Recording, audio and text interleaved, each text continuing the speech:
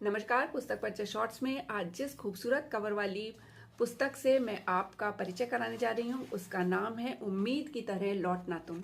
और इसके रचयिता हैं पंकज सुबीर जी, जो सुप्रसिद्ध कथाकार, उपन्यासकार, संपादक और हाल में फिल्म लेखन में भी सक्रिय हैं। उम्मीद एक ऐसा शब्द है जो गहन अंधकार में जिजीविषा की एक डोर की तरह होता है, जिसे हम पकड़ करके उस अंधकार को, उस गहरे सागर को पार कर लेते हैं। ये गहन अंधकार कई बार हार का होता है, असफलता का होता है, लेकिन अधिकतर ये किसी अपने प्रियजन को खो देने का भी होता है।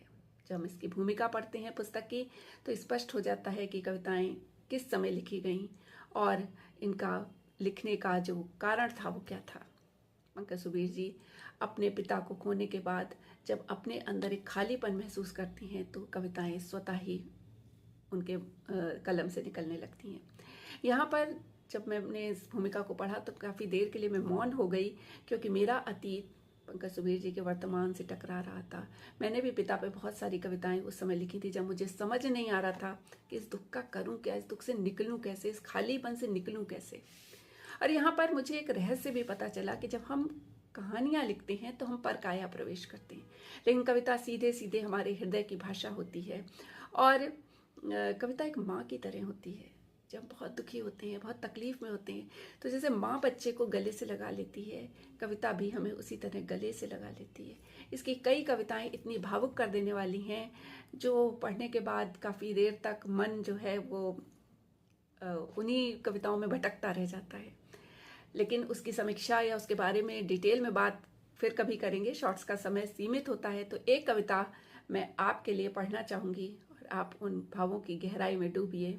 कविता कुछ इस तरह से है।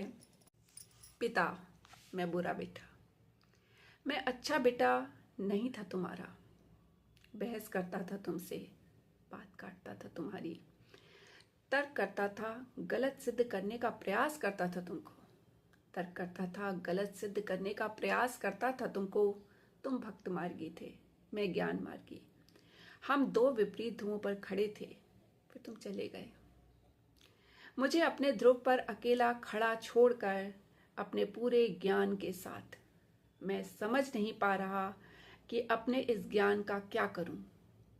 अपने पूरे ज्ञान के साथ मैं समझ नहीं पा रहा अपने इस ज्ञान का क्या करूं। सुनो पिता, लौट आओ, लौट आओ। कोई अस्तित्व नहीं होता ज्ञान का, विमर्श, बहसों, वाद विवाद और खंडन के बिना। कोई अस्तित्व